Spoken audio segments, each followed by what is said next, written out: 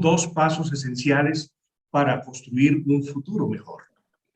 Vive tu Museo se asocia así a la celebración del Día Internacional de los Museos, conmemorado en el día de ayer. Esta tarde, en un recorrido histórico, turístico y cultural por nuestra ciudad amurallada, rememoraremos las obras del Premio Nobel, Del amor y otros demonios, El general en su laberinto, 100 años de soledad, El amor en los tiempos del cólera, y evocaremos los lugares emblemáticos plasmados en sus páginas: la Plaza de Santa Teresa, la Plaza de los Coches, el Camellón de los Mártires, la Placita del Farol, el Portal de los Escribanos, entre otros. Iliana Restrepo y Elvira Cuervo de Jaramillo nos deleitarán con sus comentarios sobre Cartagena de García Márquez, un museo al aire libre.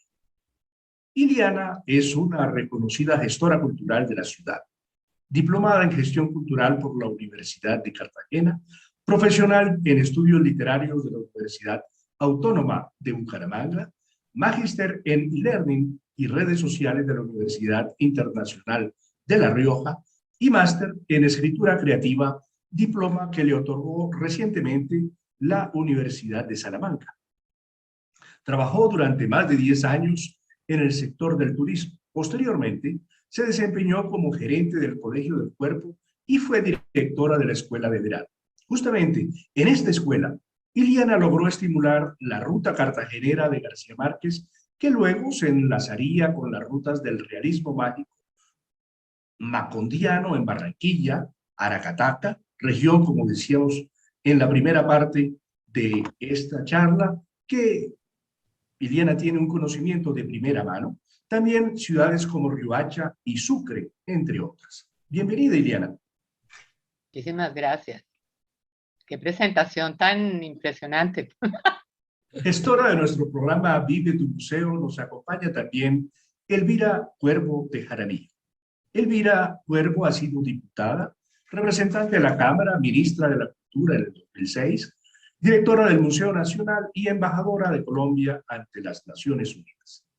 Mencionemos que Elvira conoció personalmente y tuvo una gran amistad con Gabriel García Márquez y se ha implicado mucho en la conservación de la memoria del escritor. Te damos la bienvenida, Elvira. Muchísimas gracias, Osvaldo. Aquí estoy lista para intervenir cuando se necesite. Gracias. Agradecemos su participación esta tarde. Estamos en directo por Facebook Live, @FEShistoria y por la plataforma Zoom. Los invitamos a realizar sus preguntas por los chats. Nuestras conferencistas responderán al final de la presentación. Iliana y Elvira tienen la palabra. Muchísimas gracias, Osvaldo. Yo primero que todo quiero manifestar mi admiración profunda por Iliana Restrepo, por su conocimiento que tiene de la ciudad de Cartagena. Él la ha vivido y la ha gozado durante muchos años, y por su conocimiento de la historia de esta ciudad maravillosa y de otras ciudades, porque ella se ha expandido por muchos sitios de Colombia a conocer sus historias, sus tradiciones, y en este caso de los museos, pues es una muy interesante investigadora, y a mí, que me llamaban la dama de los museos, pues me encanta oírla y estar participando con ella en estas charlas. Aquí estamos. Iliana, yo te quería decir algo antes de que empezaras. En una de las múltiples conversaciones que le estuve con Gabo, un día le pregunté, ¿cuál es el libro que a usted más le ha gustado? Y me dijo, no, Elvira, me vas a decir tú cuál es el que más te ha gustado de mis. Y le dije, para mí, más que 100 años de soledad, es El amor en los tiempos del cólera, que sucede en Cartagena, y vamos a hablar largamente sobre él. Y me dijo, ¿qué te parece que yo también? El libro que escribí que más me gusta es El amor en los tiempos del cólera. Yo le he pedido a mi descendencia, que es bastante numerosa, que lean primero ese libro para que entiendan cómo se maneja el castellano, cómo se describen las diferentes escenas y cómo Gabo se metió incluso en las preparaciones de las boticas. Es decir, una cosa realmente fantástica, sin demeritar los otros libros, pero él mismo lo dijo, que El amor en los tiempos del cólera, que sucede en su totalidad en Cartagena, era su libro preferido. Tienes la palabra, Ileana. Muchas gracias, Elvira. Muchas gracias por esa introducción y debo agradecer también a Vive tu Museo, al Festival Internacional de Historia que hace posible estas charlas y estar aquí ya hoy con ustedes por segunda vez hablando de este tema, y también por supuesto a Tierra Magna, que es la empresa que logró hacer esta investigación. Estuvimos investigando esto durante, bueno, desde el 2008 al 2011, que fue cuando se lanzó el producto, y es un producto, como decía Osvaldo al principio, es un producto turístico, histórico, cultural y literario. Entonces tiene una serie de gamas que hacen de esta guía, o de este paseo, de esta ruta, algo muy interesante y que se deja que uno lo guíe García Márquez a través de la ciudad. Entonces yo quiero empezar diciendo que la primera parte de esto, si ustedes la vieron, los que no la han visto, la pueden ver por los canales de YouTube y de Festival de Historia en Facebook Live. Realmente, la primera parte hablamos sobre los lugares de Cartagena que tuvieron que ver con la vida de Gabo. Cómo llegó él a Cartagena, qué pasó con su llegada a Cartagena, por qué es tan importante Cartagena para él y para su creación, no solamente literaria, sino para su creación periodística. Como él dice, aquí fue todo donde todo empezó y donde todo se desarrolló. Entonces, hoy lo vamos a ver ya plasmado en sus obras. La vez pasada fue en sus vivencias, ahora en sus obras. Entonces, realmente, como les decía, Cartagena fue fuente de inspiración para Gabo, y todos sus rincones, sus historias, sus personajes lo ayudaron a crear y a desarrollar el realismo mágico del cual él es pionero, digamos. Como decía Osvaldo, es una Cartagena museológica, es realmente un museo al aire libre que ayuda a comprender no solo la historia de la ciudad, porque Gabo no era historiador, pero estudiaba profundamente la historia para poder escribir sus libros. Entonces, aquí vamos a ver eso en qué se refleja y cómo se refleja en su obra. Empecemos pues la siguiente diapositiva. Hoy voy a empezar con una historia que sucedió en 1955. Resulta que fue lo que dio origen a el libro, la novela de Gabo, que se llama Relato de un náufrago. El relato de un náufrago arranca aquí de alguna manera. ¿Por qué? Porque el marinero protagonista de Relato de un náufrago, Luis Alejandro Velasco, fue hospitalizado en el Hospital Naval de Cartagena, que quedaba sobre la muralla. Era un hospital enorme, grande, pero montado en la muralla, que afortunadamente lo quitaron de ahí en 1970, pero que estuvo ahí desde 1928. Y ahí fue donde lo hospitalizaron cuando él llegó de su aventura. Pero resulta que la aventura fue que el Gabo oyó de este accidente. Hubo un accidente en alta mar. Llegando a Cartagena, un buque, se ahogaron unos marineros que se fueron al agua porque había supuestamente una gran tormenta, y resultó que la gran tormenta no era real. Gabo descubre cuando entrevista al marinero que la tormenta no fue real. El marinero, él le pregunta, cuénteme, fue una de las primeras preguntas, cuénteme cómo se desarrolló la tormenta y cómo empezó. Y el marinero le dijo, no, es que la tormenta, no hubo tormenta. Entonces, eso fue el primer shock de Gabo, y empezó a narrar esto, se puso de acuerdo con don Fidel Cano para hacer una narración y una entrega capítulo a capítulo durante 14 capítulos. Eran 14 entregas que se iban a contar en el periódico, y el periódico empezó a venderse como pan caliente y fue la venta más grande de toda la historia de los medios en Colombia. Estaba también escrita que incluso nadie se molestó en preguntar quién la había escrito, fue anónima, se escribió en el periódico de manera anónima, porque como era una historia que contradecía la historia oficial del gobierno, que en ese momento era Rojas Pinilla, era una dictadura, no se podía contar la historia real. La historia real no era que había habido una tormenta, era que llevaban un contrabando en el barco y resulta que el viento había movido el barco de tal manera que el contrabando empujó a estos 5 marineros que cayeron al agua. El ARC Caldas, que fue el que se accidentó, el que tuvo el accidente, ni siquiera botaron unas balsas al agua y siguió su camino hacia Cartagena. En la historia oficial decía que habían tratado de salvar a los marineros hasta que se les agotó el combustible y tuvieron que seguir. Pues resulta que el marinero, cuando ya se mejoró, cuando ya lo curaron, cuando ya pasó después de 5 días de estar en el mar solo, en una balsa, haciendo pues las peripecias que Gabo cuenta en Relato de un náufrago, llegó a Cartagena y contó la verdadera historia. Y la verdadera historia era completamente distinta a la que había causado, perdón, él estuvo 10 días en el mar, a la deriva. 10 días en el mar a la deriva. Y resulta que lo único que había hecho el ARC Caldas era lanzarles una balsa y los dejó ahí y se murieron 4 y se salvó Luis Alejandro Velasco. Entonces, después de esto, cuando sale la historia verdadera, por supuesto se armó un escándalo.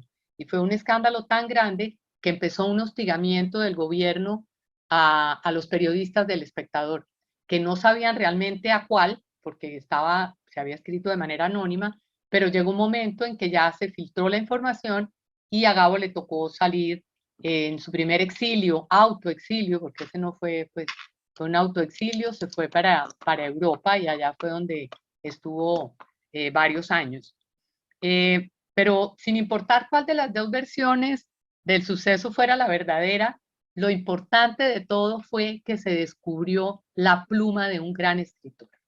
Y estaba detrás de esos relatos este personaje que escribía como los dioses y que hizo que este relato después se convirtiera en una novela, en un libro que ha vendido más, hasta el momento en que escribimos esto, había vendido más de 15 millones de copias. Con tan mala suerte que él había decidido, Gabo había decidido que las regalías de la primera edición se le regalaran al marinero Velasco, porque el marinero Velasco fue repudiado por la Armada también por haber contado la historia real.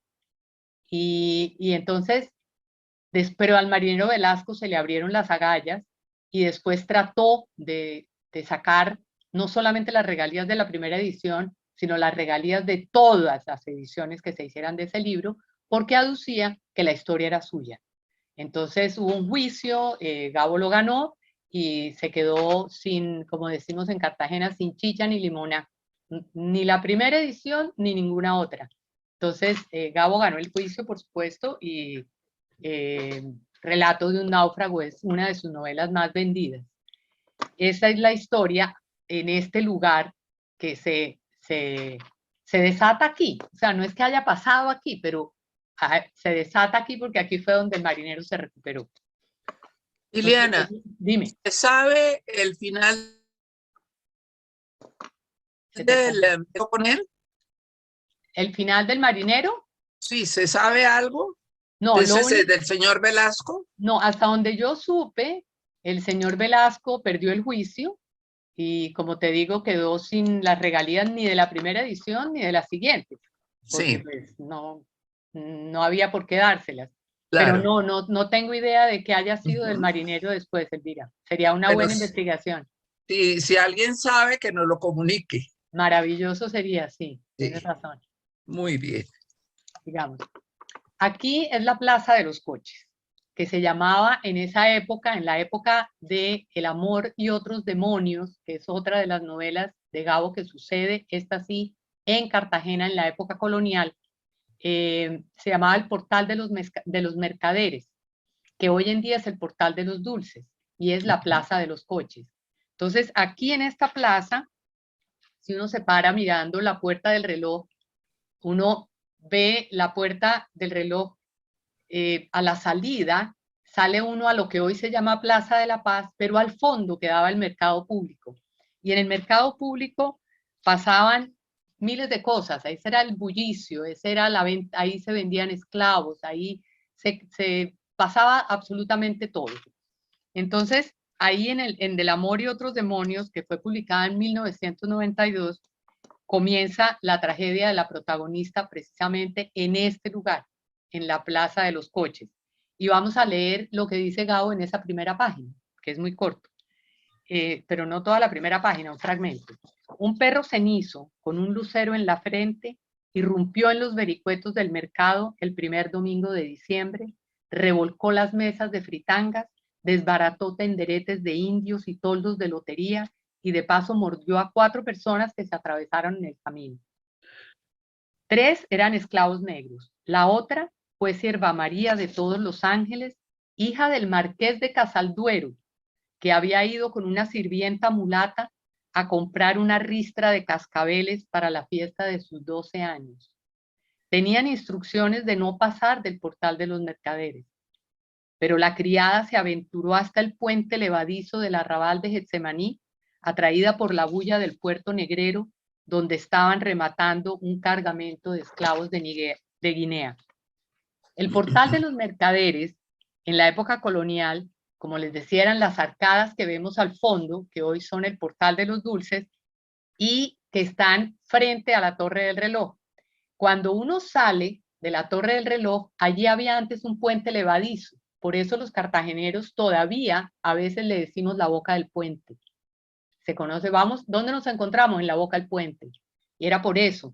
Y hoy en día simplemente hay como unos maderos en el piso tratando de evocar ese puente que había allí, que por debajo corre ¿cómo es que se llama esto? El caño de San Anastasio, que es como una especie de riachuelo que corre por ahí debajo y que va hasta la avenida Venezuela, casi hasta la entrada de Boca Grande. Entonces, si seguimos a Sierva María, salimos a la Plaza de la Paz y veríamos el mercado público al fondo, que hoy en día es el centro de convenciones. Entonces, sigamos. Entonces, esta es la hoy Plaza de la Paz, que no se llamaba Plaza de la Paz, simplemente era la entrada y ahí era donde estaba el puente levadizo, que si ustedes ven en el centro de la puerta central, se alcanzan a ver los listones de madera que están en el piso, como evocando ese puente que se cerraba y se abría, ¿sí? Porque había una sola puerta, no había 3. Entonces, en ese puente levadizo fue el que atravesaron Sierva María de Todos los Ángeles y su criada, y que, lo que les decía, cruzaba el caño de San Anastasio. Pero aquí en esta plaza y por ese mismo puente cruzó el libertador Simón Bolívar la última vez que visitó Cartagena, ¿sí?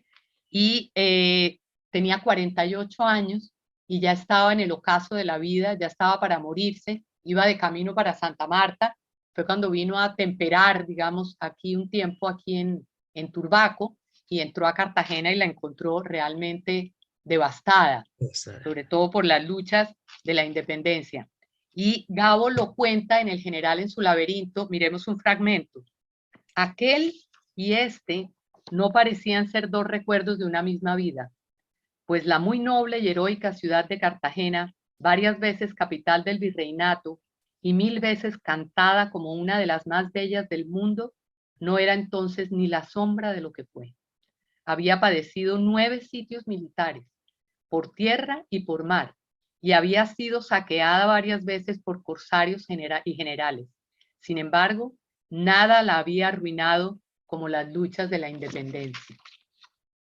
La tragedia de Cartagena que menciona Gabo entonces empezó con el Acta de Independencia de 1811, cuando Cartagena, digamos, se proclamó en franca independencia de este, que dice textualmente el acta: nosotros, los representantes del buen pueblo de Cartagena de Indias, con su expreso y público consentimiento, poniendo por testigo al Ser Supremo de la rectitud de nuestros procederes y por árbitro al mundo imparcial de la justicia de nuestra causa, declaramos solemnemente a la faz de todo el mundo que la provincia de Cartagena de Indias es desde hoy, de hecho y por derecho, Estado libre, soberano e independiente, que se halla absuelta de toda sumisión, vasallaje, obediencia y de todo vínculo de cualquier clase y naturaleza que fuese que anteriormente la ligase con la corona y el gobierno de España.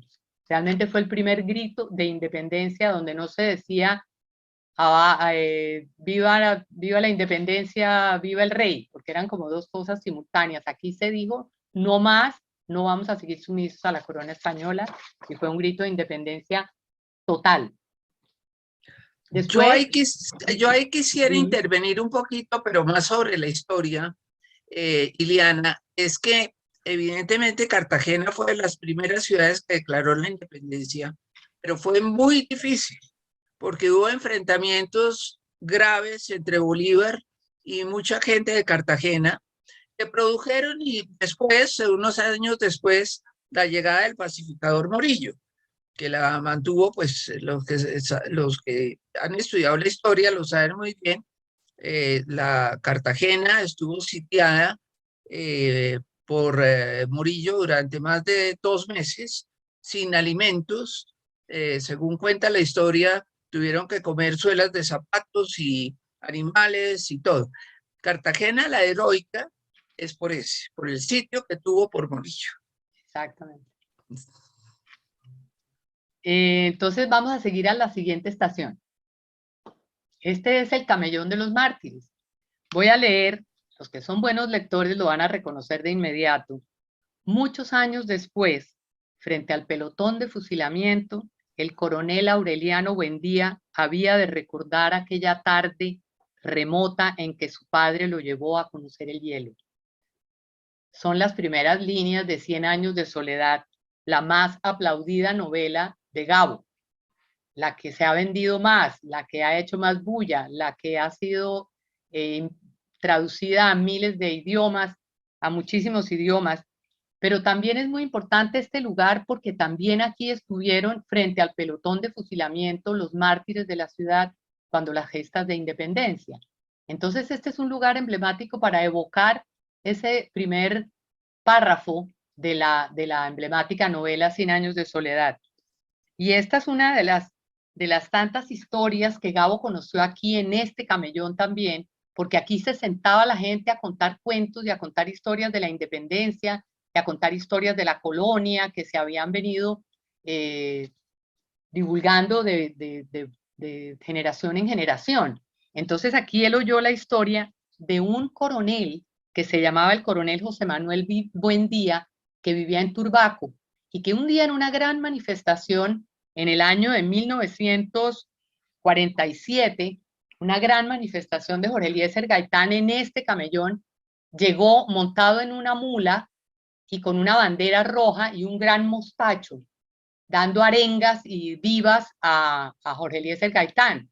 Entonces Jorge Eliezer, el personaje le entusiasmó, le gustó, y hizo alusión al exótico personaje de largos bigotes, mostachos, y alabó con vehemencia pues su estampa de héroe, ¿no? Entonces, a raíz de eso, de Jorge Eliezer Gaitán, el coronel se volvió en Cartagena como un héroe verdadero. Es decir, todo el mundo pensaba, porque había participado, se supo que había participado en la guerra de los 1000 días, en el bando liberal, por supuesto, había participado también en otras guerras, había sido herido, pero decían que ni las balas lo mataban, que el tipo era inmortal. Entonces se empezó a crear una leyenda alrededor del coronel Buendía en Cartagena, que lo hacían creer. Después murió muchos años después de viejo, pues sin ser inmortal, porque las balas decían que no lo tocaban, que aunque le dieran él no se iba a morir, en fin, toda esa leyenda que se creó. Pero Gabo convirtió al coronel José Manuel Buendía en el coronel Aureliano Buendía, y sí que lo inmortalizó. Ahí sí que lo hizo vivir eternamente. Y entonces de ahí parte el coronel Aureliano Buendía, la historia del coronel Aureliano Buendía.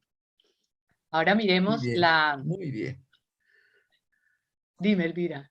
No, muy bien. Es que enlazas divinamente unas historias con otras. Yo no conocía la de Jorge Eliezer Gaitán, pero ahí sí ya entiendo por qué Aureliano Buendía. Sí, maravilla. Yo estoy aprendiendo muchísimo. Todos Gracias, aprendemos todos los Iliana. días, una delicia. Esta es la calle de la Media Luna y es interesante, la calle que está a la izquierda, donde ustedes ven la moto, termina en el Rebellín de la Media Luna y se vería al fondo, si fuera otro ángulo, se vería el castillo de San Felipe, o el fuerte de San Felipe de Barajas.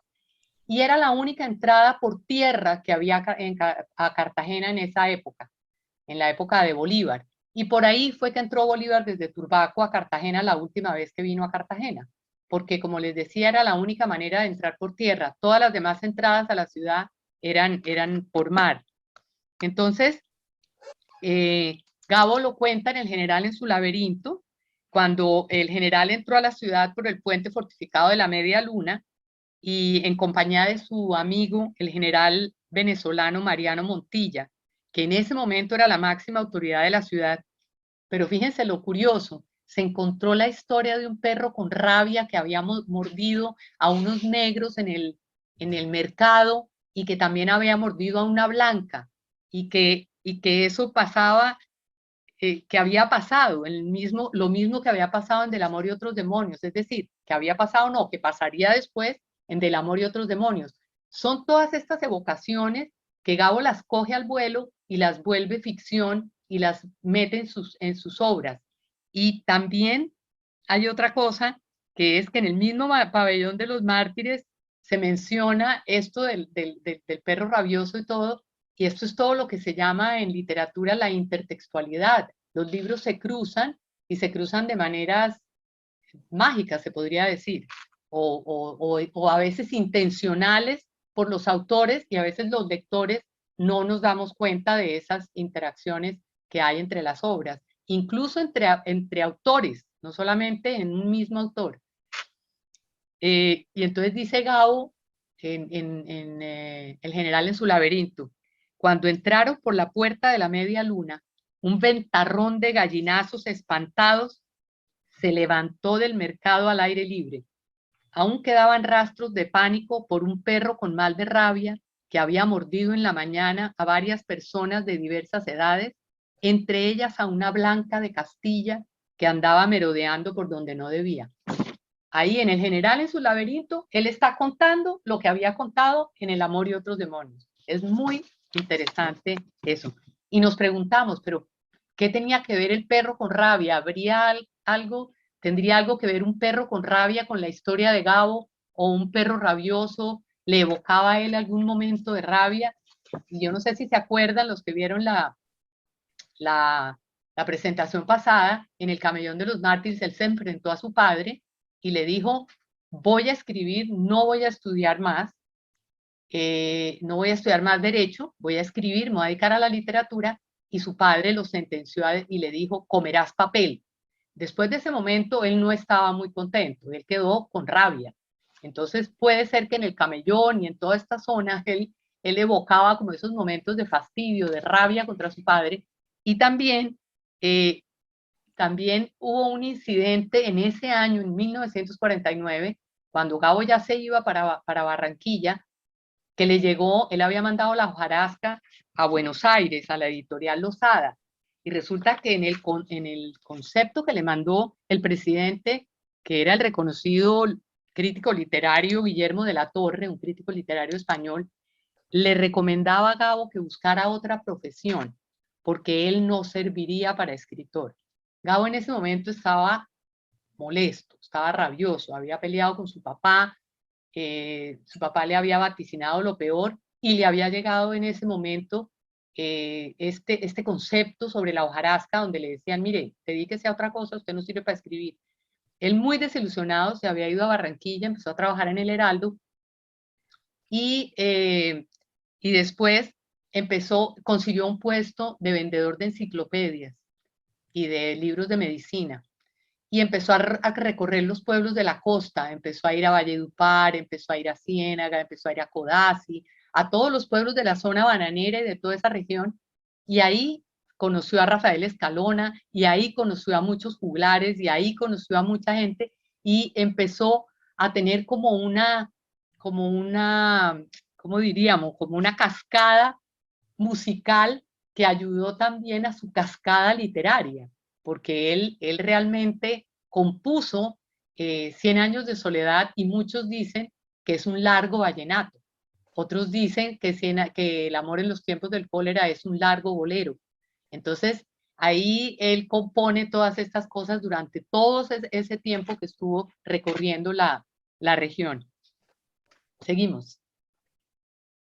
Ahora nos vamos a desplazar al Muelle de los Pegasos. El Muelle de los Pegasos, que queda en la Bahía de las Ánimas, al lado de lo que hoy es el Centro de Convenciones, que fue el mercado público, aquí era donde se parqueaban o donde se anclaban, no se parqueaban, porque no sé si los barcos se parquean, los barcos se anclan en la Bahía de las Ánimas, los barcos de vapor, aquellos barcos blancos, románticos, que tenían esas ruedas que daban vueltas y que él recrea también en El amor en los tiempos del cólera, que llegaban a Cartagena desde el río Magdalena a través del Canal del Dique, esa obra gigantesca, portentosa, que hoy está haciéndole mucho daño a la bahía, pero que ha sido de gran utilidad para la navegación. Y que Gabo utilizó muchísimo esos barcos de vapor, porque él, cuando estudió en Zipaquirá, él se iba por el río, y entonces tenía que montarse en esos barcos 2 veces al año cuando iba y venía de sus estudios, en sus vacaciones. Entonces, el río Magdalena en ese momento era la arteria fluvial más importante de Colombia y era navegable completamente. Y esos, como les decía, fueron parte de la adolescencia de Gabo. Y él escribió algo que se llama, un artículo corto que se llama El río de nuestra vida, que lo publicaron en el diario El Espectador en 1981. Y dice, por lo único que quisiera volver a ser niño es para viajar otra vez en un buque por el río Magdalena. Quienes no lo hicieron en aquellos tiempos no pueden ni siquiera imaginarse cómo era. Yo tuve que hacerlo 2 veces al año, una vez de venida y otra de vuelta, durante los 6 años de bachillerato y 2 de universidad, y cada vez aprendí más de la vida que en la escuela, y mejor que en la escuela. En la época en que era bueno el caudal de las aguas, el viaje de subida duraba 5 días de Barranquilla a Puerto Salgar, donde se tomaba el tren hasta Bogotá. En tiempos de sequía, que eran los más divertidos para viajar, podía durar hasta 3 semanas.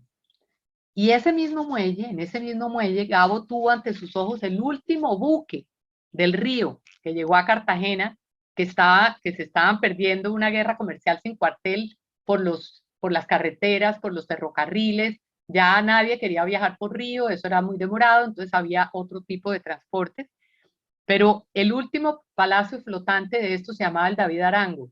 El David Arango se incendió ahí, en hora y media. Se incendió en 1961, ahí en este muelle. Y Gabo lo revive con la publicación de su novela El amor en los tiempos del cólera, porque esta novela es una insólita historia de amor, porque es una historia de amor que dura años, ¿sí? Muchos años. Y dura 53 años, 7 meses y 11 días, realmente, la historia de Florentino Ariza y de Fermina Daza. Y Florentino es uno de los 3 personajes más importantes de la novela, era el nuevo vicepresidente de la Compañía Fluvial del Caribe en la novela. O sea que tenía mucho que ver con estos buques de vapor, y en esos buques de vapor viajaron Florentino y Fermina. Y entonces leamos esto del amor en los tiempos del cólera.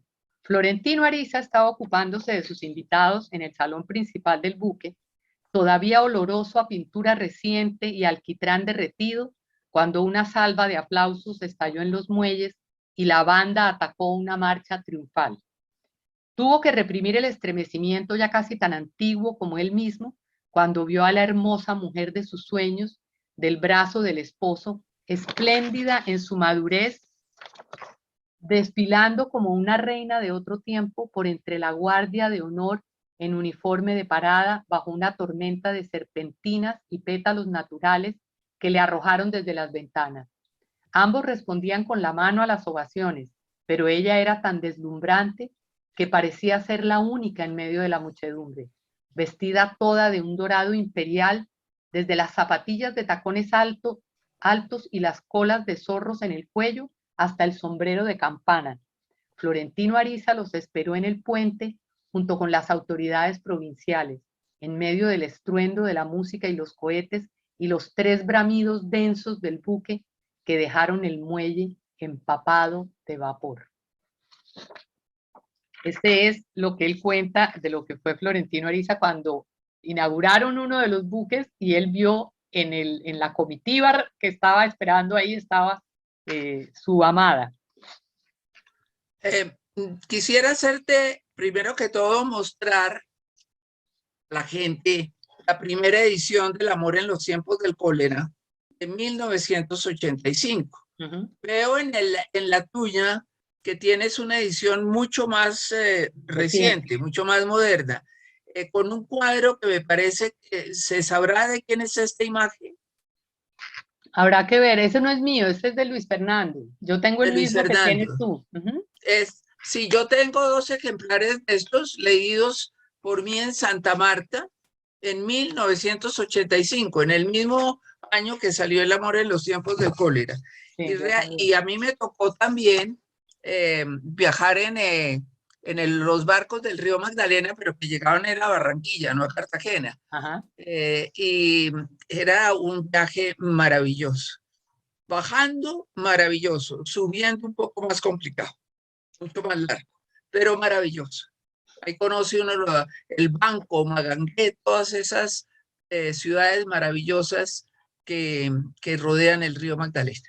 Debía ser una experiencia realmente fantástica. Fantástica, sí. Bueno, sigamos ahora a la calle Román. Esta calle, que es una calle céntrica, cuando uno entra a Cartagena, pues si sigue derecho de la Puerta del Reloj hacia la Plaza de la Proclamación, tiene que pasar obligatoriamente por la calle Román.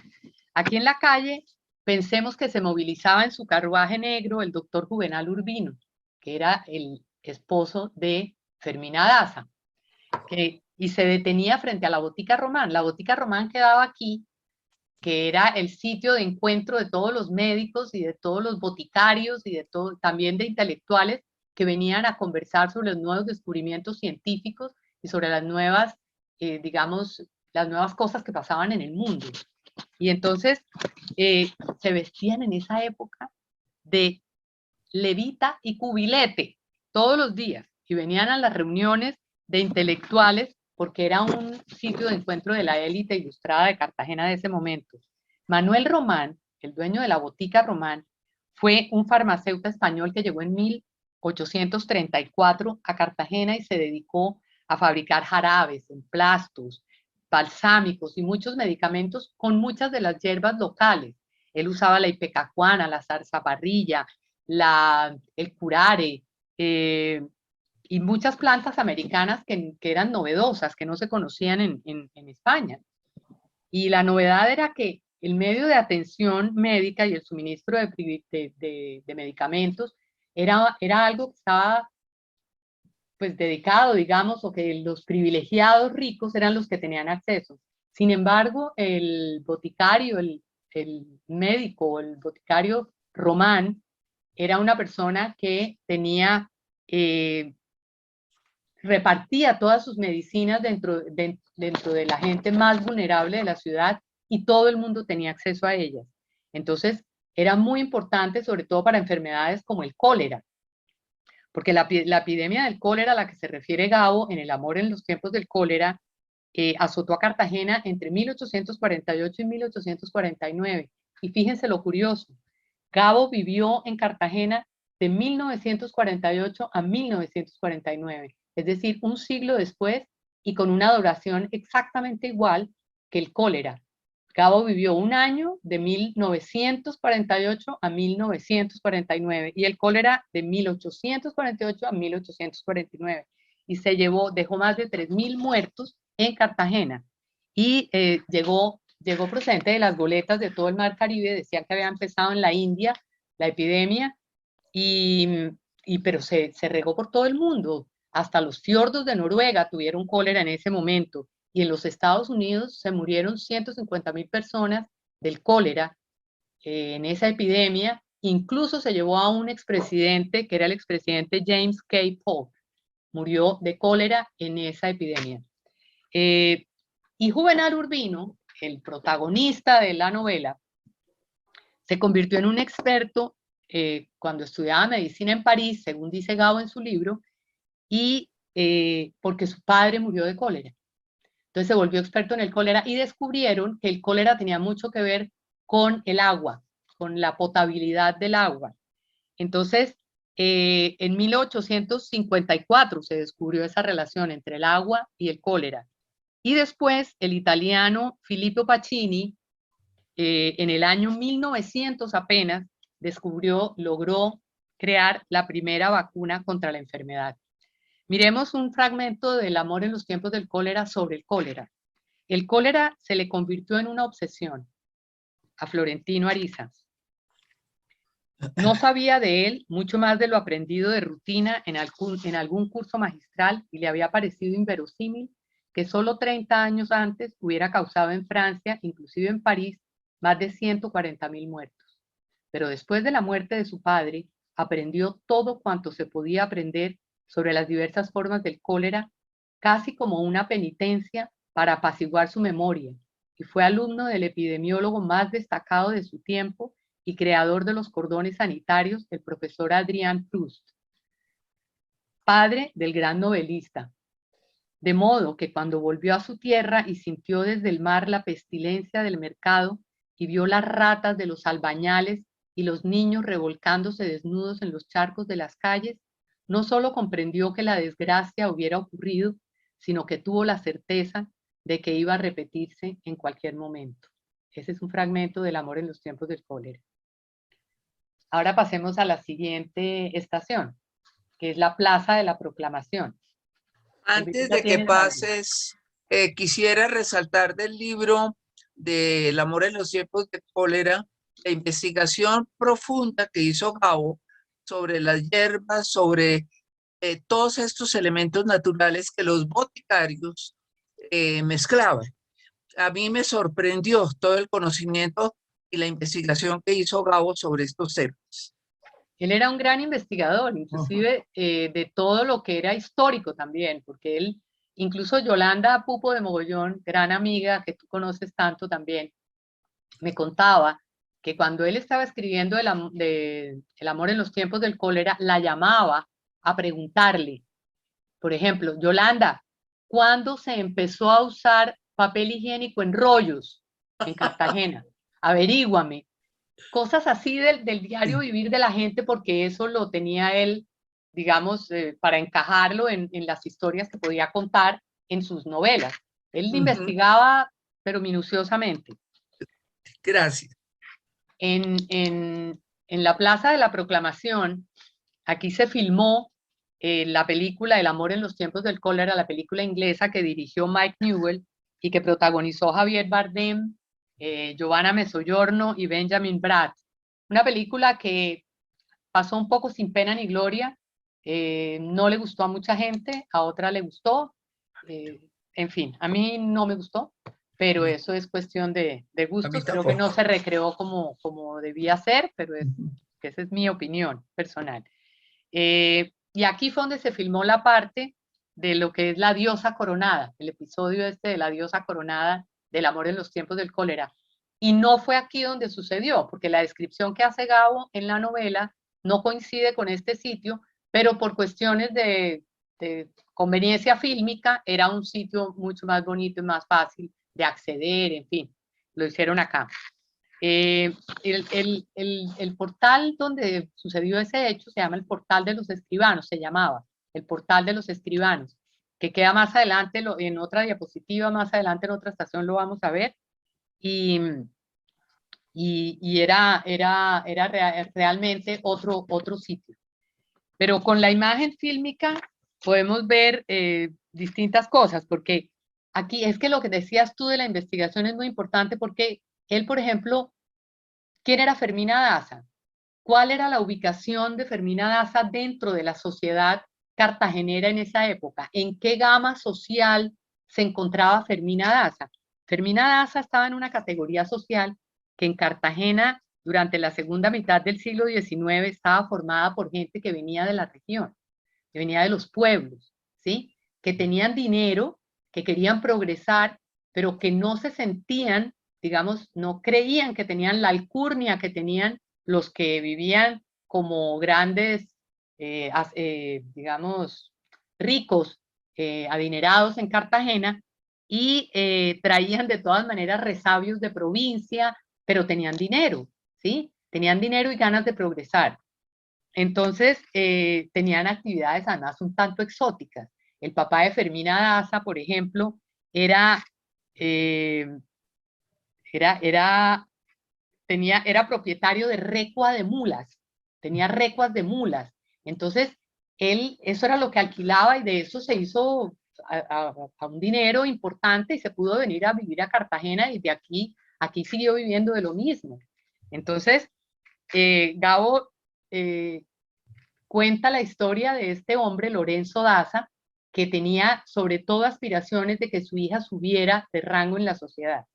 Entonces él estaba obsesionado con que su hija tenía que mejorar el nivel social de alguna manera. Y entonces vamos a ver en El amor en los tiempos del cólera lo que dice aquí sobre algo así, sobre esta parte. A la muerte de su esposa se había impuesto el propósito único de hacer de su hija una gran dama. El camino era largo e incierto para un traficante de mulas que no sabía leer ni escribir y cuya reputación de cuatrero no estaba tan bien probada como bien difundida en la provincia de San Juan de la Ciénaga. Encendió un tabaco de arriero y se lamentó. Lo único peor que la mala salud es la mala fama. Sin embargo, dijo, el verdadero secreto de su fortuna era que ninguna de sus mulas trabajaba tanto y con tanta determinación como él mismo, aún en los tiempos más agrios de las guerras, cuando los pueblos amanecían en cenizas y los campos devastados. Entonces ahí nos cuenta lo que les estaba diciendo yo, Gabo, con la maestría de su pluma. Seguimos al portal de los escribanos. Este sí es el que describe Gabo como el portal de los escribanos, que es donde aconteció lo de la diosa coronada. Entonces, esto queda al lado del Parque Bolívar, está allí el Banco de la República y al lado queda el Concurso Nacional de Belleza y quedan 2 o 3 casitas de 2 pisos, casitas, bueno, son 2, 3 casas bonitas de 2 y 3 pisos, allí al lado, que ahora las vamos a ver en la siguiente diapositiva, pero aquí esto se llamaba, hoy en día se llama Parque de Bolívar y en la época de la colonia se llamaba la Plaza Mayor, pero era una plaza que es muy distinta a la que es hoy. Era una plaza de tierra pisada, como si fuera una plaza de toros, y hasta finales del siglo XIX se mantuvo así. No había árboles, no había un farol, nada, era simplemente una plaza de tierra. El portal, en ese portal, estaba lleno de gabinetes con gente letrada que estaban provistos de pluma y papel, simplemente, porque ellos vendían cartas de amor, cartas legales, cartas a gente que quería mandar una razón para sus familiares de que estaban bien o cualquier cosa. Pero eran muy pocos los que tenían el privilegio de saber leer y escribir. Entonces, esto era realmente un privilegio ser escribano. Entonces, ellos, pero escribían con un lenguaje florido, un lenguaje lleno de besamanos, un lenguaje lleno de digamos hoy como de un poco de charreras y de cosas así un poco... de cursilerías. Sí, y de cosas adornadas, ¿no? Y entonces, sí, inclusive, aunque el que pidiera la carta fuera un ser supremamente humilde, la carta que le llegaba al otro lado era una carta adornadísima, ¿sí? Muy bonita, que eso es muy interesante. Y después de la independencia, esta plaza se convirtió en un mercado de dulces y fantasías, pero siguió siendo el portal de los escribanos durante mucho tiempo. Miremos cómo lo cuenta Gabo en El amor en los tiempos del cólera. El nombre venía de la colonia, porque allí se sentaban desde entonces los calígrafos taciturnos de chalecos de paño y medias mangas postizas, que escribían por encargo toda clase de documentos a precios de pobre, memoriales de agravio o de súplica, alegatos jurídicos, tarjetas de congratulación o de duelo, esquelas de amor en cualquiera de sus edades. No era de aquellos, desde luego, de quienes le venía la mala reputación a aquel mercado fragoroso, sino de mercachifles más recientes que ofrecían por debajo del mostrador cuantos artificios equívocos llegaban de contrabando en los barcos de Europa, desde postales obscenas y pomadas alentadoras, hasta los célebres preservativos catalanes con crestas de iguana que aleteaban cuando era del caso, o con flores en el extremo para que desplegaran sus pétalos a voluntad del usuario. Fermina Daza, poco diestra en el uso de la calle, se metió en el portal sin fijarse por dónde andaba, buscando una sombra de alivio para el sol bravo de las 11. Y entonces aquí pasa, en el portal de los escribanos, aquí bajo el portal, que es, ya no quedan sino estas casitas, pues esta es una foto actual, ¿sí? Ya lo que queda del portal es esto, que está muy bien tenido, está muy bonito realmente. Ahí queda el Concurso Nacional de Belleza, ahí queda el edificio Bolívar y está el Banco de la República. Ahí queda un Juan Valdés abajo también en una de esas arcadas, no de las redondas, sino de las cuadraditas de más adelante. Y este es el sitio que se ha convertido como en el paradigma de los amores contrariados, porque imaginemos este lugar repleto de vendedores y escribanos, ¿sí? Caminando uno en medio del caos aquí y la figura de Fermina Daza caminando por ahí como medio perdida y de cerca es seguida por Florentino Ariza. Y nos cuenta Gabo, a sus espaldas, tan cerca de su oreja que solo ella pudo escuchar en el tumulto había oído una voz. Este no es un lugar para una diosa coronada. Ella volvió la cabeza y vio a 2 palmos de sus ojos los otros ojos glaciales, el rostro lívido, los labios petrificados de miedo, tal como los había visto en el tumulto de la misa de gallo la primera vez que él estuvo tan cerca de ella, pero a diferencia de entonces, no sintió la conmoción del amor, sino el abismo del desencanto. En un instante se le reveló completa la magnitud de su propio engaño y se preguntó aterrada cómo había podido incubar durante tanto tiempo y con tanta sevicia semejante quimera en el corazón. Apenas alcanzó a pensar, Dios mío, pobre hombre. Florentino Ariza sonrió, trató de decir algo, trató de seguirla, pero ella lo borró de su vida con un gesto de la mano. No, por favor, le dijo, olvídelo. Fue como una sentencia, como la de comerás papel. Una sentencia de esas así impresionante.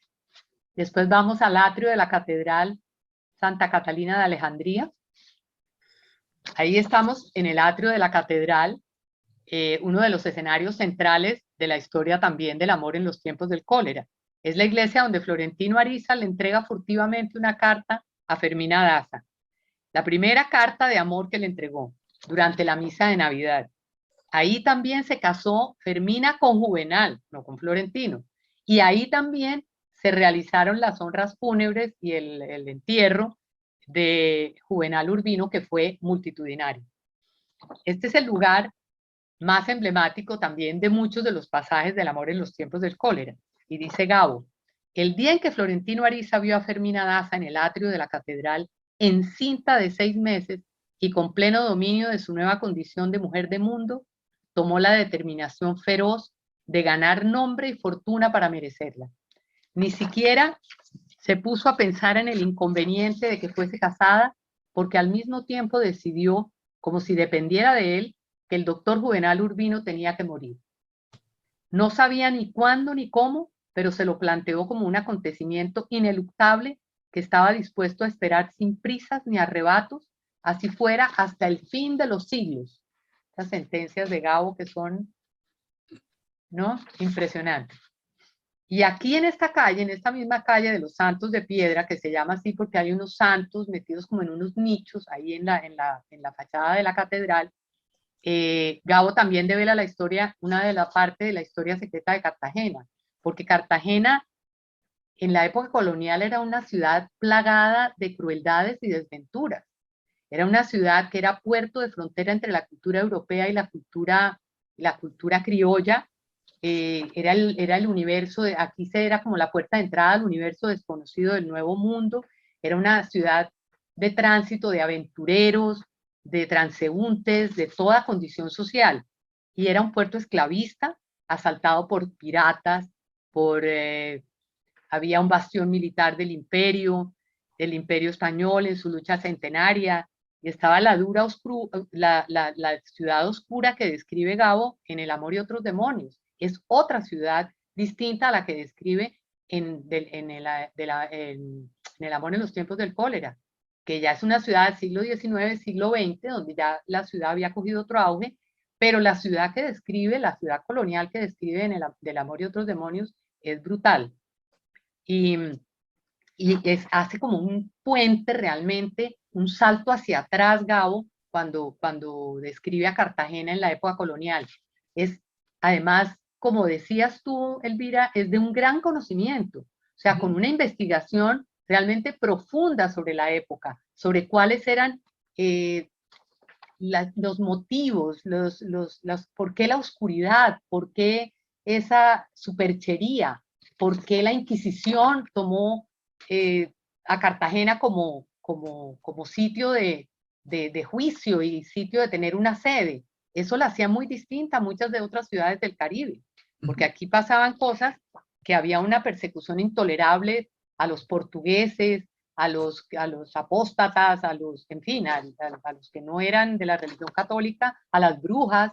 A los judíos. A los judíos. A los judíos que se tuvieron que ir para Antioquia. Claro, por toda la Inquisición y a toda la persecución. Claro, sí. y aunque cuando uno estudia bien la Inquisición, hablando con Moisés y eso, no fue que hubo tantas ejecuciones, tal vez 6. hubo 5 solamente, sí. 6, sí.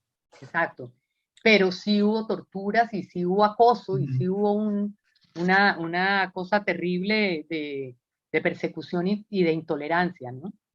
Entonces, en El amor y otros demonios, dice Gabo, digan lo que digan los médicos, dijo, para que vean la intolerancia.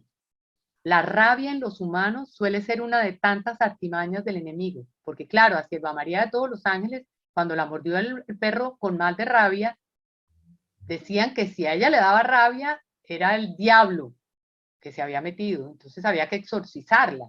Entonces esto es, el marqués no entendió, el obispo le hizo una explicación tan dramática que pareció el preludio de una condena al fuego eterno. Por fortuna, concluyó, aunque el cuerpo de tu niña sea irrecuperable, Dios nos ha dado los medios para salvar su alma. La opresión del anochecer ocupó el mundo. El marqués vio el primer lucero en el cielo malva y pensó en su hija, sola en la casa sórdida, arrastrando el pie maltratado por las chapuceras de los curanderos. Preguntó con su modestia natural, ¿qué debo hacer? El obispo se lo explicó punto por punto. Lo autorizó para usar su nombre en cada gestión y sobre todo en el convento de Santa Clara, donde debía internar a la niña a la mayor brevedad. Déjala en nuestras manos, concluyó. Dios hará el resto. El marqués se despidió más atribulado que cuando llegó. Desde la ventana de la carroza contempló las calles desoladas, los niños bañándose desnudos en los charcos, la basura esparcida por los gallinazos. A la vuelta de la esquina vio el mar siempre en su puesto y lo asaltó la incertidumbre. Era eso, ¿no? Los obispos diciendo que una niña mordida con mal de rabia estaba poseída por el demonio. ¿Seguimos? Este parque, que es el Parque Fernández de Madrid, era un parque absolutamente plano, no tenía la estatua de Fernández de Madrid allí. Ahí se puso una motobomba del acueducto debajo y por eso lo hicieron como una pirámide, y arriba pusieron pues las escaleras y la estatua pero era una placita plana que al fondo se veía la iglesia de Santo Toribio, y la iglesia de Santo Toribio ponía unos megáfonos hacia el parque en donde la gente podía sentarse en la iglesia y oír la misa sin entrar a la iglesia. Entonces, Gabo, como sabía de esa historia, a esta plaza le llamó la Plaza de los Evangelios. Y en la Plaza de los Evangelios vivía Lorenzo Daza y vivía Fermina Daza, o sea, su papá, en la casa esa blanca que está allí de 2 pisos, que era la casa, realmente fue la casa precisamente de lo que estábamos hablando ahora, de Blas de Paz, un portugués que fue acosado por la Inquisición porque era judío, y entonces era acosado por la Inquisición y tenía una historia que es relatada un poco en El amor en los tiempos del cólera, ficcionada, pero que obedece a esta historia. Este portugués estaba condenado injustamente por la Inquisición y la casa que Gabo utilizó como escenario para la vivienda, como les decía, de Lorenzo Daza, que es esta que está aquí. Pero oigamos este telegrama que escribe Florentino Ariza cuando sale desprevenido, luego de consignarle a Lorenzo Daza el telegrama que les digo. La criada lo acompañó hasta el portón de la calle, no tanto para conducirlo como para vigilarlo. Hicieron el mismo recorrido en sentido contrario por el corredor de arcadas, pero esta vez supo Florentino Ariza que había alguien más en la casa, porque la claridad del patio estaba ocupada por una voz de mujer que repetía una lección de lectura. Al pasar frente al cuarto de Cosette, vio por la ventana a una mujer mayor y a una niña sentadas en dos sillas muy juntas, ambas siguiendo la lectura en el mismo libro que la mujer mantenía abierto en el regazo. Le pareció una visión rara, la hija enseñando a leer a su madre. La apreciación era incorrecta solo en parte, porque la mujer era la tía y no la madre de la niña. Levantó la vista para ver quién pasaba por la ventana y esa mirada casual fue el origen de un cataclismo de amor que medio siglo después aún no había terminado. Ese es el sitio, la casa esta. Y esa casa que sirvió para el amor en los tiempos del cólera fue realmente una historia de horror la que vivió, porque como les decía, el cirujano portugués Blas de Paz, que cuenta Donaldo Boza Erazo, el historiador Donaldo Boza Erazo, dice que era una casa especial para Gabo, porque el Tribunal de la Inquisición, con su desconfianza a los portugueses, como les decía, y sus métodos brutales, quedan ilustrados en las páginas del amor y otros demonios, con sugestivos pasajes como este. ¿Sabes quién es Abrenuncio? Fue el primer médico que vio a la niña, dijo el marqués. Quería oírlo de su propia voz, dijo el obispo. Sacudió una campanilla que mantenía a su alcance y un sacerdote de unos 30 años bien llevados apareció en el acto como un genio liberado de una botella. El obispo lo presentó como el padre Cayetano de Laura, nada más, y lo hizo sentar. Llevaba una sotana casera para el calor y las abarcas iguales a las del obispo. Era intenso, pálido, de ojos vivaces y el cabello muy negro, con un mechón blanco en la frente. Su aliento breve y sus manos febriles no parecían los de un hombre feliz. ¿Qué sabemos de Abrenuncio de Sá Pereira Cao? Dijo como deletreando el nombre. Y enseguida se dirigió al marqués.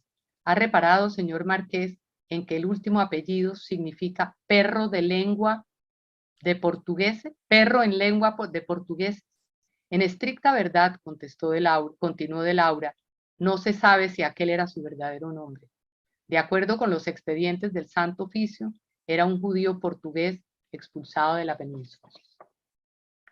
Ese es las mezclas, ¿no? que se dan con las historias de las casas, porque es una historia que tiene que ver con el amor y otros demonios, del amor y otros demonios, y con el amor en los tiempos del cólera. Y Gabo coge las historias y cada una las ubica en las novelas que corresponde para que casen con la época y que casen con las historias. Entonces, sigamos. Aquí, si nos sentáramos en el parquecito ese que les acabo de mostrar y nos imagináramos ese parque sin la estatua de Fernández de Madrid y nos sentáramos allí, Florentino se sentaba así todos los días en una banca a ver pasar a Fermina, que venía para este colegio, que era el colegio de la Presentación. Y él describe el paso de Fermina todos los días para y dice, desde las 7 de la mañana se sentaba solo en el escaño menos visible del parquecito, fingiendo leer un libro de versos a la sombra de los almendros, hasta que veía pasar a la doncella imposible, con el uniforme de rayas azules, las medias con ligas hasta las rodillas, los botines masculinos de cordones cruzados y una sola trenza gruesa con un lazo en el extremo que le colgaba en la espalda hasta la cintura.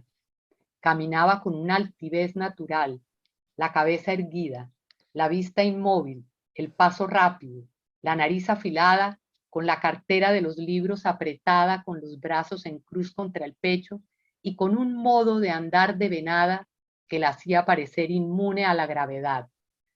Es la descripción que él hace de Fermina cruzando el parque. Sigamos.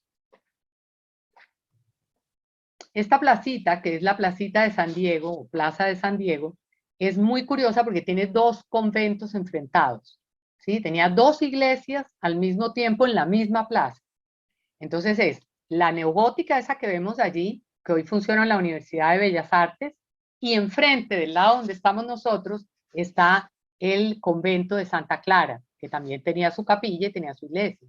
Entonces estaban estas dos enfrentadas. Esta era de los frailes agustinos y el Santa Clara era de las monjas clarisas, que eran monjas de clausura, ¿sí? Ahí en las monjas de clausura era donde llevaron a Sierva María de Todos los Ángeles a que le hicieran el exorcismo y a que quedara enterrada de por vida.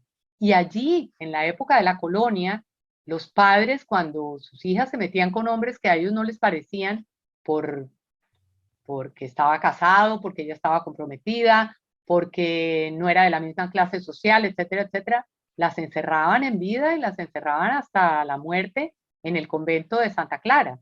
Ahora, el convento de Santa Clara es muy interesante porque el convento ha tenido mutaciones, pero ahora se los cuento un poquito más adelante. Aquí fue donde se encontró en el convento de Santa Clara la tumba de Sierva María de Todos los Ángeles, que fue el pretexto de Gabo para crear Del amor y otros demonios, que pasó así el 26 de octubre de 1949 cuando él trabajaba en el periódico El Universal. Y él lo cuenta en el prólogo del libro. Dice, el 26 de octubre de 1949 no fue un día de grandes noticias. El maestro Clemente Manuel Zavala, que era el editor del periódico, jefe de redacción del diario donde hacía mis primeras letras de reportero, terminó la reunión de la mañana con 2 o 3 sugerencias de rutina. No encomendó una tarea concreta a ningún redactor. Minutos después se enteró por teléfono de que estaban vaciando las criptas funerarias del antiguo convento de Santa Clara y me ordenó sin ilusiones: date una vuelta por allá a ver qué se te ocurre. El histórico convento de las Clarisas, convertido en hospital desde hacía un siglo, iba a ser vendido para construir en su lugar un hotel de 5 estrellas, que es lo que queda hoy ahí. Entonces, él, ese día, fueron los últimos meses que estuvo Gabo en Cartagena, trabajando en el periódico El Universal. Y eso era, ahí funcionaba en ese momento un hospital, el Hospital de Caridad, el Hospital Santa Clara, pero era, digamos que tenía buenos servicios médicos, pero no invertía un peso en lo que era la arquitectura, pues en lo que era el sitio, el lugar. Entonces, eso se empezó a caer a pedazos y empezaron a desmantelarlo y partes del altar mayor se llevó para, que había donado el conde de Pestagua, tuvo que ser trasladado al convento de la Popa de los Agustinos Recoletos, y allá está. Otra parte se trasladó a la Inquisición, a lo que es hoy en día el Museo Histórico. O sea, la pila bautismal también, que era de cerámica española de Talavera, fueron a parar al patio del Palacio de la Inquisición. En fin, fue un desmantelamiento impresionante del castillo, del hospital, de lo que era el hospital en ese momento que había sido convento.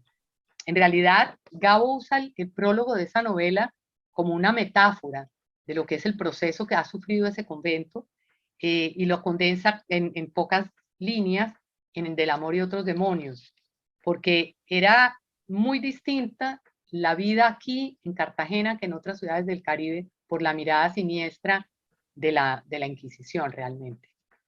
Entonces sigamos al convento de Santa Clara. Entonces ahí vemos, ¿dices, Elvira, algo? No, Okay. sino que es un claustro precioso, Precioso. que lamentablemente, pues como hoy en día está lleno de mesas, no aprecia uno las columnas ni la belleza de los arcos. Es decir, esa es de las cosas lindas que tiene Cartagena. Sí, sí, es arquitectónicamente una belleza. Entonces, aquí estamos viendo un ángulo de lo que es la capilla del convento. Pero este convento ha sido de todo, como les decía, ¿no? Primero fue convento, después hospital, después ahora es hotel de 5 estrellas. Aquí en Cartagena las edificaciones tienen eso, van mudando como de vocación. Este convento aquí fue donde trajeron a Sierva María a hacerle el exorcismo y a sacarle el demonio que le había metido el perro que la había mordido. Entonces, aquí fue por alguno de esos muros que estamos viendo, debió trepar el padre Cayetano de Laura, que luego de varias sesiones de inútil exorcismo, se terminó enamorando de Sierva María, que era lo más lógico, y ella también se enamoró de él. Y el buen padre le había confesado su amor al obispo. Fue tan inocente que fue y le confesó su amor al obispo y le dijo que entonces que le quedaba completamente prohibida la entrada al convento, que no más exorcismos y no más nada, que no podía volver a ver a Sierva María. Pero entonces él descubrió un pasadizo secreto que había entre el convento y un lote de enfrente donde quedaba la huerta de las monjas y que hoy en día es la casa de Gabo. Es la casa que construyó Salmona. Y ese túnel que hay hasta el huerto es un túnel que históricamente se ha comprobado que existió y que quizás si se acaba todavía existe. ¿Sí? Y entonces aquí dice Gabo esto. A Cayetano le fue fácil identificar desde la playa la ventana de Sierva María en el pabellón de la cárcel por ser la única que ya no estaba condenada. Revisó el edificio palmo a palmo desde la calle, buscando en vano una brecha mínima por donde escalarlo. Estaba a punto de rendirse cuando recordó el túnel por donde la población abastecía el convento durante el Casatio Divinis. Los túneles de cuarteles o de conventos eran muy de época. Había no menos de 6 conocidos en la ciudad, y otros se fueron descubriendo en el curso de los años con sus arandelas de folletín. Un leproso, que había sido sepulturero, le reveló a Cayetano cuál era el que él buscaba. Un albañal en desuso que comunicaba el convento con un solar vecino, donde el siglo anterior estuvo un cementerio de las primeras clarisas. Y ese es hoy su casa, o fue después su casa. Él encontró ese lote y lo compró, pero ahí no había nada que reparar, ni que restaurar, ni que preservar, porque era un lote. Entonces, pero fue muy casual que años después él comprara la casa allí. ¿Seguimos? Ya estamos casi terminando. Aquí era lo que se llamó el Teatro Municipal, cuando se inauguró. El Teatro Heredia fue inicialmente el Teatro Municipal y fue un teatro, digamos que la época, es un sitio que es muy especial, donde relacionar a Gabo con Cartagena, porque es como la tradición romántica de la época caribeña de principios del siglo XX. ¿Sí? Miren la fachada y todo lo que tiene. Y que tiene también una serie de coincidencias que también juegan con el realismo mágico de la ciudad. Que empecemos por el nombre, digamos, Teatro Heredia. Teatro Heredia, mucha gente dice que se llama Teatro Heredia por don Pedro de Heredia. Y eso ha sido una polémica impresionante. Le cambiaron el nombre porque no podía tener un teatro el nombre de un conquistador. Y de acuerdo a las investigaciones que hemos hecho y de lo que hemos logrado ver, no se llama Teatro Heredia por don Pedro de Heredia, sino se llama Teatro Heredia en honor al poeta José María Heredia Girard, que era un poeta parnasiano que nació en Cuba y que había dedicado unos cuantos versos a Cartagena. Versos no muy afortunados, que a los cartageneros no les gustaba mucho, porque decía cosas como ciudad triste, ayer tierra de la mar, cosas así como un poco, sí, que había perdido su esplendor. Y él era cubano, pero de madre francesa, y estudió en París y hizo parte del movimiento que se llamó el movimiento parnasiano de la poesía, de la literatura en general, y que estaba inspirado en el monte Parnaso. Y entonces allí, según la mitología griega, estaban las musas inspiradoras de las artes. Entonces, si ustedes ven la fachada del teatro, pues ahí están las musas. Ahí está, ahí vemos en el atrio del teatro de izquierda a derecha, Polibnia, la musa de la poesía lírica. Está la retórica y la elocuencia que parece flotar, está a la izquierda totalmente de lo que estamos viendo. Terpsícore, la musa de la danza y el canto coral. Está, que lleva una lira, eso también la vemos allí. Está Melpómene, musa de la tragedia, con máscara y un puñal. y Calíope, musa de la poesía épica y de la elocuencia, que va coronada de laureles y porta un pergamino. Con el poeta Heredia y sus musas, el teatro se inscribió en el Caribe culto de aquella época, que tenía su modelo en París, al igual que el doctor Juvenal Urbino, en El amor en los tiempos del cólera. Pero entonces miremos ahora hacia lo alto del teatro, allá hay dos bustos, ustedes ven dos bustos ahí en la parte superior, a la izquierda y derecha, arriba, arriba, arriba, arriba.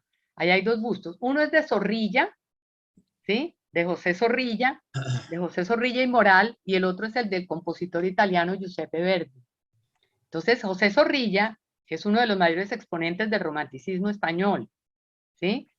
Y con obras, bueno, de gran popularidad como Don Juan Tenorio, que es la historia mágica, pues, del amante furtivo, y está, pues, el autor de Aída, que es Giuseppe Verdi, el que está del otro lado.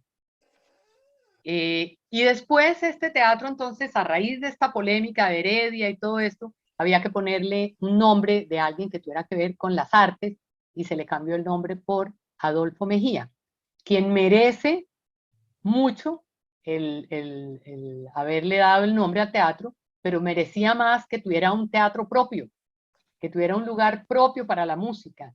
Adolfo Mejía es un gran músico cartagenero, que compuso muchas obras, incluso compuso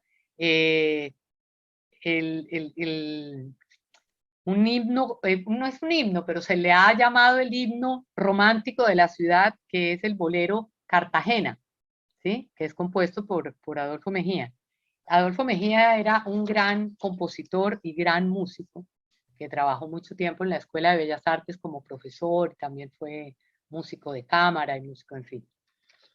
Entonces, este teatro romántico que ustedes están viendo allí fue incluido en El amor en los tiempos del cólera, con una historia que es muy particular, porque es que Florentino Ariza participó en un concurso de poesía, porque él quería, en los Juegos Florales, él quería dedicarle un poema a Fermina, pero sin que ella lo supiera, sin que ella supiera que era de él. Entonces, a través de un poeta chino, o de un chino, que no era poeta, él mandó su poema y el chino ganó el concurso. Y resulta que eso pasó en El amor en los tiempos del cólera. Pero la historia real, incluso la protagonista de esa historia, es mi tía abuela, Maruja de León, que fue la directora del Instituto de Música en Cartagena y fue una de las primeras mujeres gestoras culturales en la ciudad.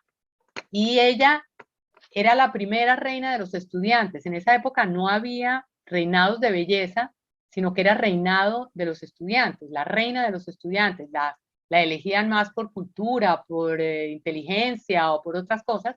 Y Maruja, o María Cristina se llamaba ella, fue elegida reina y se hizo el concurso de poesía para que le escribieran un poema a la reina de los estudiantes.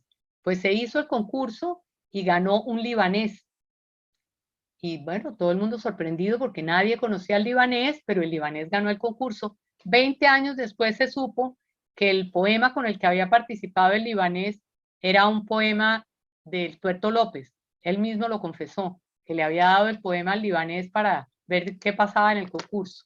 Esas mamaderas de gallo que pasan en Cartagena, el mamagallismo del que hablábamos en la sesión pasada.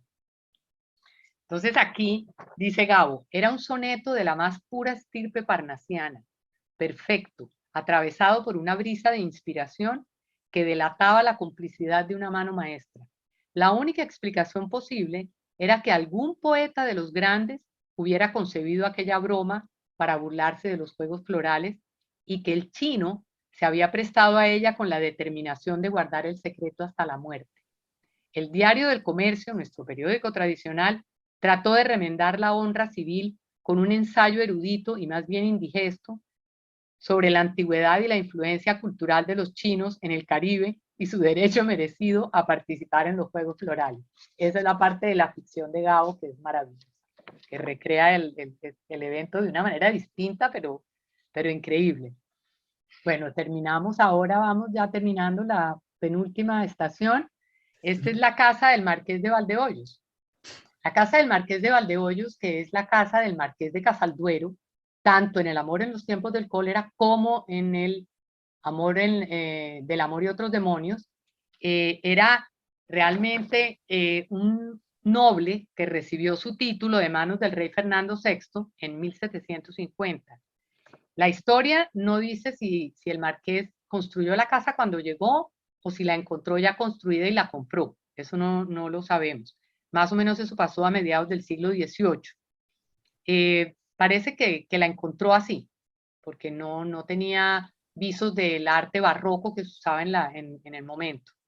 Entonces, ahí vivió el marqués con su esposa, doña Francisca de Miranda y Gómez Hidalgo, que esa sí era una supernoble de gran estirpe, que era hija del marqués del Premio Real, que era el que tenía la casa grandota en donde hoy queda la Plaza de la Aduana, y que se llamaba en ese momento la Plaza de la Mar, ¿no? La Plaza de la Aduana era la Plaza de la Mar.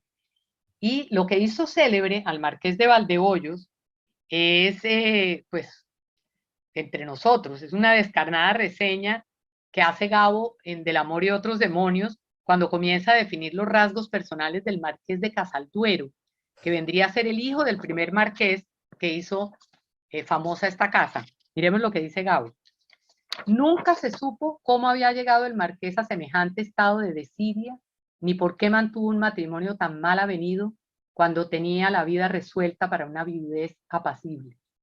Habría podido ser lo que hubiera querido, por el poder desmesurado del primer marqués, su padre, caballero de la Orden de Santiago, negrero de horca y cuchillo y maestre de campo sin corazón, a quien el rey, su señor, no escatimó honores y prebendas, ni castigó injusticia. El marqués tenía una factoría en esa calle. Las factorías eran las negrerías, o sea, los sitios donde se comercializaba con los negros, la venta de esclavos. En ese momento eran las factorías, y el marqués de Valdehoyos o el marqués de Casalduero en los libros de Gabo tenía, y ese era un tenebroso negocio que no solamente era para comprar y vender negros, sino se podía escoger también cualquier negra que se quisiera para tomarla como concubina en esa época. Entonces, cuando los descendientes del marqués se fueron de Cartagena, la casa la compró José Ignacio de Pombo, el hombre más rico tal vez de Nueva Granada, no solamente de Cartagena, sino tal vez de la Nueva Granada. Era un hombre riquísimo, ¿sí? Que vivió aquí con su esposa María Josefa Amador. Y después, 40 años después, 40 años más tarde, se le entregó al gobierno nacional al general venezolano Mariano Montilla, que era la máxima autoridad del estado del Magdalena, cuya capital era Cartagena en ese momento. El general recibió la casa por la suma de 32.000 pesos, 32.523 pesos, que era una fortuna de la época, por supuesto, porque eso le adeudaba el gobierno a él por todos sus salarios durante la guerra. Entonces se la dieron por ese valor. Y fue aquí donde históricamente se alojó Simón Bolívar en su última visita a la ciudad, antes de morir, como lo cuenta Gabo en el general en su laberinto. Escuchemos. Montilla reunió esa noche a lo más granado de la ciudad en su casa señorial de la calle de la Factoría, donde malvivió el marqués de Valdehoyos y prosperó su marquesa con el contrabando de harina y el tráfico de negros. Ella tenía un negocio de blanco y negro, tráfico de harina y tráfico de negros, contrabando de harina y tráfico de negros. Pero entonces se pregunta uno, ¿cómo llegó esa casa de ser del marqués de Valdehoyos a José Ignacio de Pombo, a manos del gobierno colombiano después? ¿Por qué ese pasamano? ¿Qué pasó?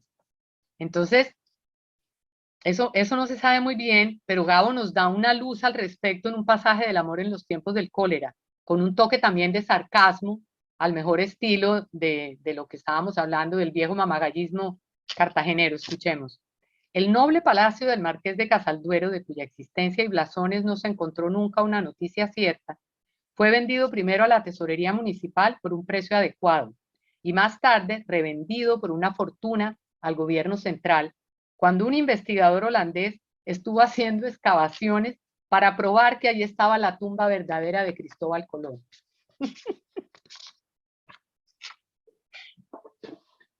Entonces, esta casa para Gabo tiene, ahora, hoy en día funciona ahí una sede, yo creo que ya les dije, una sede alterna de la Cancillería, y hoy en día es prácticamente un hotel para ciudadanos, para huéspedes ilustres, aunque tenemos la casa de huéspedes ilustres ahí en la bahía, aquí es una casa urbana, digamos, para huéspedes ilustres también, muy bien restaurada y realmente está muy bonita.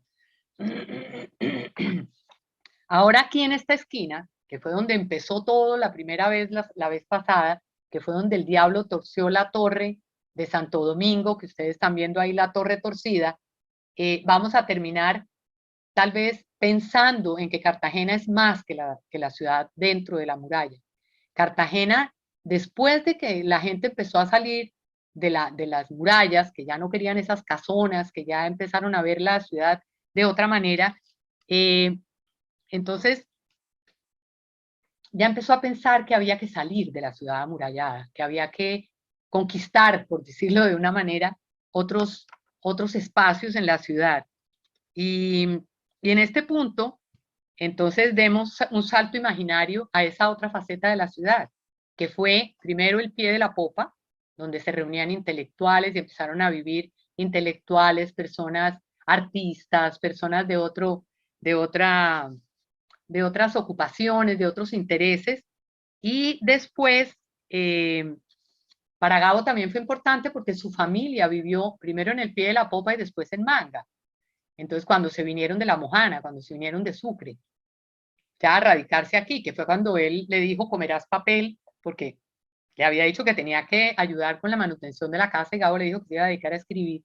Y entonces, no pasó. Y el otro barrio, que es donde yo estoy en este momento, el barrio de Manga.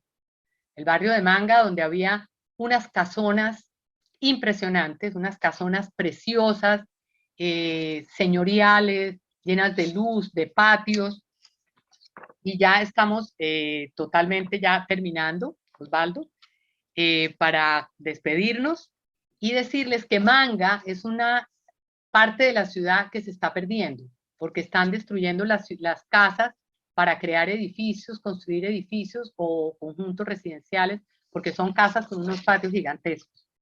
Y quiero terminar esta charla con unas palabras de Gabo e invitarlos a que cuando vengan a Cartagena pidan en su hotel la ruta de García Márquez y que puedan llamar a Tierra Magna a pedir la audioguía para que la puedan hacer a su aire. Y termino con estas palabras de Gabo para entender la importancia de Cartagena en su vida y en su obra. En una entrevista, en dos entrevistas distintas, dijo estas dos cosas. Todas mis obras tienen hilachas de Cartagena en ellas. Un recuerdo, un personaje, una situación, una anécdota, siempre está presente de alguna manera. Y en otra entrevista dijo, Cartagena está cada vez más en mis cuentos. Aquella Cartagena que para mí fue un presente y el comienzo de un futuro, hoy es mi pasado como periodista y mi nostalgia, que al fin y al cabo son el ingrediente grande de una buena literatura. Eso es Cartagena para mí. Lo demás es retórica. Ese es lo que les quería contar. Aquí hay un poco el contenido de la audioguía, la ficha técnica, cuánto dura, el mapa del recorrido, quiénes hicimos la investigación, creo que está en la siguiente o en la anterior. Esto me parece importante, pones la anterior. Las investigaciones las hicimos Óscar Collazos, que era escritor y docente de la UTB, trabajábamos juntos, Gonzalo Zúñiga, historiador, María Teresa Ripoll de Lemaitre, historiadora también, docente de la UTB. Las acuarelas y el guión final, la curaduría del guión final, la hizo Gonzalo Zúñiga Ángel. Y esto es un producto que espero les haya gustado y que tengamos otras oportunidades para vernos y que vengan a Cartagena y lo hagan de viva voz, ya no virtual. Muchísimas gracias, Elvira. Muchísimas gracias a todos. Elvira, ¿algunas palabras de conclusión? Pon el micrófono, Elvirita. Yo quería, para terminar, Osvaldo, mostrar una fotografía que para mí es histórica.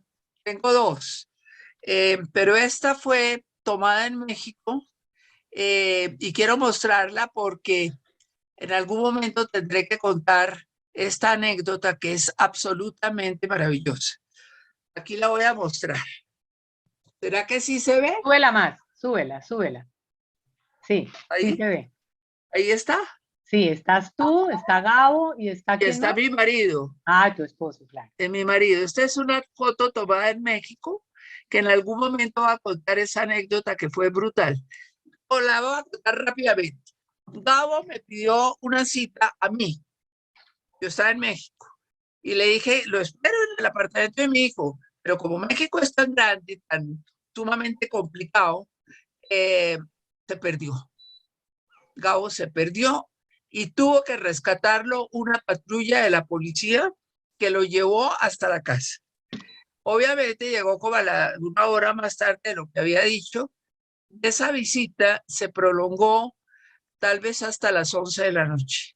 Nos tomamos todos los vinos del mundo, hablamos delicioso y de ahí salió el compromiso del gobierno, que yo estaba representando al gobierno en ese momento, de restaurarle su casa. Esa es una La historia casa de también Aracataca. de Aracataca. Es una historia también muy linda. Muchas gracias, mi linda. Muy bien, te ha ido muy bien en esto. Y Cartagena no es de los cartageneros, como tú lo sabes muy bien, es de todo Colombia. Adoramos a Cartagena y felicitaciones por esta investigación tan maravillosa. Gracias. Esto fue una labor de mucha gente. Realmente participamos mucha gente y bueno, y espero que les haya gustado y que vengan a Cartagena y hagan la Cartagena de Gabo. Gracias, Osvaldo. Gracias, Iliana, y gracias, Elvira. Después de mostrar en una primera parte, hace 15 días, la vida de Gabo en Cartagena, hemos conversado hoy sobre Cartagena en la obra del Nobel. Iremos seguramente a revisitar esos sitios y a rememorar esas historias. Ustedes nos han entusiasmado a enamorarnos de Cartagena, parafraseando a un auditor de esta noche, tan enamorado como Florentino de Fermina, como Gabo de su río Magdalena. Es una ciudad hecha museo. Muchas gracias a los dos. Vive tu Museo es una propuesta de la Fundación Festival Internacional de Historia, la cual desde el 2016 contribuye a darle visibilidad a la historia nacional e internacional. Además de Vive tu Museo, la Fundación Internacional de Historia ofrece otros programas: Tardeando con la Historia, Historia a la Medida y el curso especializado en Turismo Histórico y Emprendimiento Sostenible. Agradecemos a todos los amigos que han apoyado las actividades de la Fundación. Invitamos también a todos los participantes a comprar el libro de la Fundación. En pantalla aparecen los precios, tanto en Bogotá como fuera del país, y el costo del envío a cualquier lugar de nuestra nación. También aparecen los datos de nuestra cuenta bancaria. Agendémonos el 9, 10 y 11 de septiembre para celebrar el 5º Festival Internacional de Historia, que ahora habrá lugar en Villa de Leyva. La historia de los libros y los libros de la historia. Va a estar muy interesante, los esperamos. Más información aparece en pantalla en @historia y en el mail carlos.mateos@festivalinternacionaldehistoria.com. No se pierdan la conferencia Tardeando con la Historia. Nuestro amigo Carlos Cadena recibirá al expositor Rodrigo Llano para una conferencia muy coyuntural: la historia del voto. El voto libre, el voto secreto, toda la evolución que ha tenido el voto. Acordémonos que en primer lugar era censitario, era quien pagaba los impuestos. Cómo aparece el voto femenino va a estar muy interesante. Inscríbanse entonces en el siguiente enlace: bit.ly/39b5fb5, como aparece en pantalla. La transmisión será en @FESHIstoria y en Facebook Live. Les agradecemos la asistencia a este encuentro de Vive tu Museo. Hoy tuvimos participantes de Bogotá, Barranquilla, Cali, Cartagena y Sabana Larga, el pueblo donde la inteligencia es peste. Muchas gracias también a todas las personas que colaboraron e hicieron posible este encuentro de esta noche. Nos despedimos con nuestra invitación a un próximo programa dedicado a nuestros museos y dedicado a nuestras culturas. En el entretanto nos damos cita, como habíamos dicho, en nuestras redes sociales www.festivalinternacionaldehistoria.com, en Facebook y en YouTube, donde quedará grabado nuestro encuentro de esta noche. Muchas gracias a todos, buena noche. No olviden, vive tu museo, abraza.